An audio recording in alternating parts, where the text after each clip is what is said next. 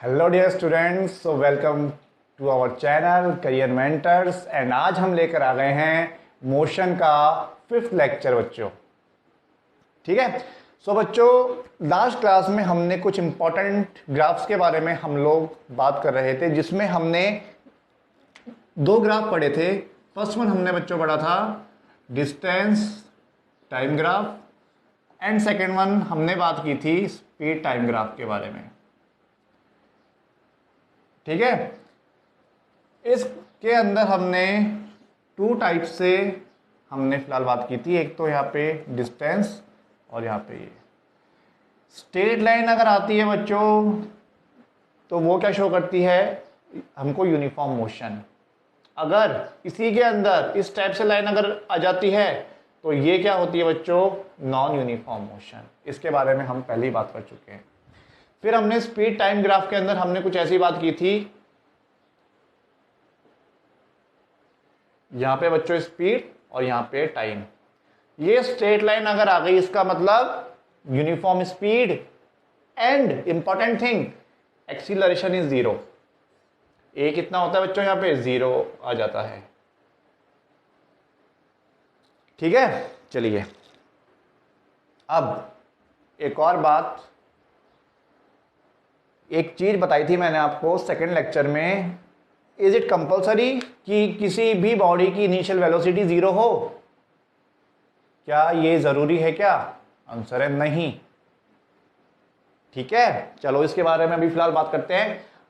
एक चीज और आप लोग फिलहाल सुनिए कि जैसे कि डिस्प्लेसमेंट टाइम ग्राफ का स्लोप हमको देता है बच्चों स्पीड के बारे में, या अभी फिलहाल अगर आप इसको डिस्प्लेसमेंट और टाइम ग्राफ बोलोगे तो ये देगा बच्चों वेलोसिटी, है ना, वेलोसिटी। ओके। सिमिलरली वेलोसिटी और टाइम ग्राफ, आप इनका जो बच्चों होता है स्लोप, ये क्या देता है, एक्सीलरेशन देता है। वेलोसिटी और टाइम ग्राफ का स्लोप बच्चों आपको देगा एक्सीलरेशन। ठीक है। स्ट्रेट लाइन है, इसका मतलब uniform acceleration.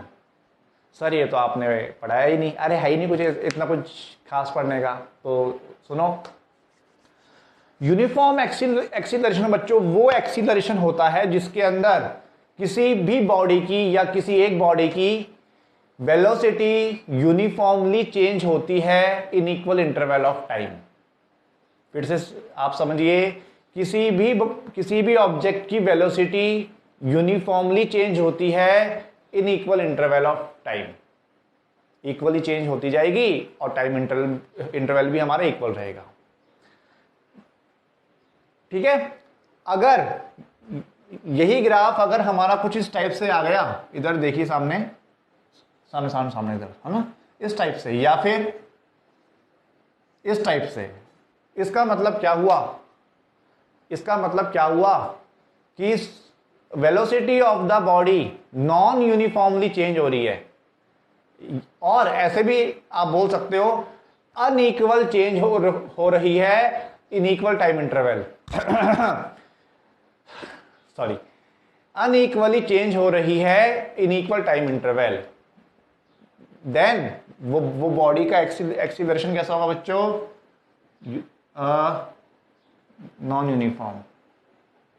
Non uniform acceleration. अब फिर से डेफिनेशन रिपीट कर रहा हूं एक बार। If the velocity of a body changes equally in equal interval of time, then वो बॉडी किस में होगी, यूनिफॉर्म एक्सीलरेशन के अंदर। Second one, if a body changes its velocity unequally in equal interval of time, दोनों में time कैसा होगा बच्चों, इक्वल होगा, तो वो बॉडी किस में हो, फिलहाल हमारी होगी इन नॉन यूनिफॉर्म एक्सीलरेशन कर रही होगी वो। ठीक है। इतना समझ में आ गया होगा आपको। चलिए, बहुत ही अच्छा। अब आगे सुनिए, इतना आप लोगों को पढ़ा दिया था मैंने। चलो अब नेक्स्ट हम स्टार्ट करेंगे इसके अंदर ही। हाँ, तो मैंने अभी एक बात बोली थी आपको कि बच्चों इट्स नॉट कंपल्सरी कि उस बॉडी की जो इनिशियल वेलोसिटी होगी वो हमेशा 0 हो। It's not compulsory. मान लो यहाँ पे है वेलोसिटी और यहाँ पे है टाइम, ठीक है, ठीक है, इसको मैंने चलो पूरे कर देता हूँ वेलोसिटी। बच्चों अगर मैं इस टाइप से बनाऊंगा, स्ट्रेट ऑरिजिन से अगर कोई स्टार्ट हो रही है, इसका मतलब इस केस में क्या है, इनिशियल वेलोसिटी 0। कोई भी अगर इस टाइप का ग्राफ वेलोसिटी और टाइम के बीच में अगर ऑरिजिन से स्टार्ट हो रहा है, इसका मतलब उसकी इनिशियल वेलोसिटी कितनी है बच्चों, 0। क्लियर है इतना, 0। चलो सेकेंड वन। अच्छा यहां पे वही सेम वेलोसिटी, यहां पे टाइम t। हो सकता है कि मैंने एक बॉडी को ऑब्जर्व किया जब उसकी इनिशियल वेलोसिटी कुछ होगी, मान लो उसकी इनिशियल वेलोसिटी यहां पे थी u, इस वेलोसिटी से मैंने उसको ऑब्जर्व करना स्टार्ट किया, ठीक है, समझो समझो फिलहाल अभी इसको, है ना, समझो। कुछ देर के बाद आफ्टर सम टाइम t मैंने ऑब्जर्व किया कि उस बॉडी की फाइनल वेलोसिटी हो गई v, यहां तक पहुंचते पहुंचते v। ठीक है जी, क्लियर है। चलो ये मैंने मान लिया ऑब्जर्विंग टाइम 0 सेकेंड, ठीक है। चलो इसको मैंने यहां तक मिला दिया और ये टाइम होगा बच्चों t। यहां से हमको एक चीज समझ में आ रही है कि u से v आने में उस बॉडी को टाइम कितना लगा बच्चों, t सेकेंड्स लगे या t आवर, जो भी है मतलब। क्लियर है इतना, ठीक है। लिख लो फटाफट से बच्चों इसको, इंपॉर्टेंट है सबसे, क्योंकि अभी हम 3 इक्वेशंस ऑफ मोशन पढ़ने वाले हैं और जिसके अंदर हम बच्चों इसी ग्राफ को लेके हम बात करेंगे। इंपॉर्टेंट ग्राफ है सबसे, ठीक है। अगर किसी बॉडी की वेलोसिटी यूनिफॉर्म है तो सिंपल, सॉरी, अगर कोई भी बॉडी है उसकी इनिशियल वेलोसिटी 0 है तो ये और ये स्टार्ट होगी ओरिजिन से, ठीक है। और अगर कोई बॉडी है जिसके पास कुछ इनिशियल वेलोसिटी है u, तो मैंने यहां से इसको स्टार्ट कर दिया, सिंपल सी बात। क्लियर है इतना। और एक और चीज कि ये जो इस चैप्टर में हम फिलहाल बच्चों यूनिफॉर्म एक्सीलरेशन के बारे में ही बात करेंगे, यूनिफॉर्म एक्सीलरेशन के बारे में ही अभी फिलहाल हम बात करेंगे इस चैप्टर के अंदर, ठीक है। और ये 3 इक्वेशंस ऑफ मोशन इसी पे बेस है, यूनिफॉर्म एक्सीलरेशन पे, ठीक है। चलो लिख लो फटाफट से बच्चों इतना, जल्दी से, बिना टाइम लगाए। लिखा सभी ने, चलिए अब आगे देखते हैं अब हम थोड़ा सा।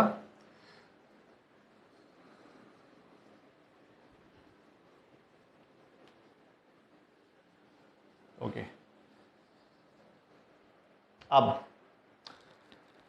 अब एक चीज बच्चों इंपॉर्टेंट है। अब आपके एग्जाम में जो आते हैं क्वेश्चंस, एक बार सब बच्चे सामने देखेंगे, फोकस करेंगे। डिस्टेंस या डिस्प्लेसमेंट बोल दो। मान लो एक ऑब्जेक्ट है, ठीक है, जो ओरिजिन पे है और यहां से चलना स्टार्ट होता है, यानी कि initially it is at rest 0, ठीक है। वो चलना स्टार्ट हुआ, उसने यहां तक अपनी वेलोसिटी इंक्रीज करी, उसके बाद उसकी स्पीड हो गई बच्चों या वेलोसिटी हो गई कांस्टेंट, और उसके बाद अगेन उसकी वेलोसिटी हो गई डिक्रीज हो गई और इस पॉइंट पे आके कितनी हो गई, 0 हो गई, ठीक है। इसको मिटा रहा हूं, इसको आप नाम दे दो ABCD। इस टाइप के क्वेश्चंस आपको बच्चों देखने को मिलेंगे आपके एग्जाम्स के अंदर, ठीक है जी। हो सकता है यहां पे वेलोसिटी और टाइम ग्राफ आ जाए, ठीक है। अच्छा, एक इंपॉर्टेंट बात, वेलोसिटी और टाइम ग्राफ में जो कर्व बनता है, कैसा भी कर्व, उसके अंदर का area under velocity time graph, area under velocity time graph, ये एरिया बच्चों, ये एरिया आपको देता है displacement of the body, distance नहीं, डिस्प्लेसमेंट, गलत कर दिया सर, गलतियां बड़ी करते हो। अरे हो जाती है ना यार, ठीक है, डिस्प्लेसमेंट। ठीक है, ये अगर आप एरिया कैलकुलेट कर लोगे, इजी होता है बिल्कुल, कुछ भी नहीं है यार। देखो यहां से यूं ब्रेक कर दो, इसको यूं ब्रेक कर दो, first part, second part, third part, चाहो तो ऐसे कर लो, चाहो एक सिंगल ही हमारा क्या बना हुआ था, सिंगल ऐसा ट्रेपेजियम, उसका आप एरिया फाइंड कर सकते हो। चाहो तो आप ऐसा कर लो, half into base into height plus length into breadth plus again half into base into height. Clear है इतना? ठीक है, तो ये बच्चों इंपॉर्टेंट बात आती है इसके अंदर। Area under velocity time graph आपको देता है बच्चों क्या, डिस्प्लेसमेंट। अरे यार स्पेलिंग बड़ी गलती हो रही है आज, क्या बात है, डिस्प्लेसमेंट। इस चीज को अच्छी तरह दिमाग में हमको फिट करनी है, क्योंकि 3 इक्वेशंस ऑफ मोशन की डेरिवेशन भी इसी से होगी बच्चों, इसी कंसेप्ट से होगी। क्लियर है? चलो फटाफट से लिखिए इसको। और आज के लिए हम इतना ही करेंगे बच्चों। इन आवर नेक्स्ट क्लास, अगली क्लास में हम लोग स्टार्ट करेंगे 3 इक्वेशंस ऑफ मोशन की डेरिवेशन, और जहां हम लोग पढ़ेंगे first equation v equals to u plus a t, second equation s equals to u t plus half a t square, third हम बच्चों पढ़ेंगे v square equal to u square plus 2as। ये 3 equations के बारे में बच्चों हम अगली क्लास में बात करेंगे। सो आज के लिए इतना ही, पढ़ाई करते रहिए, सेफ रहिए and all the very best. Thank you.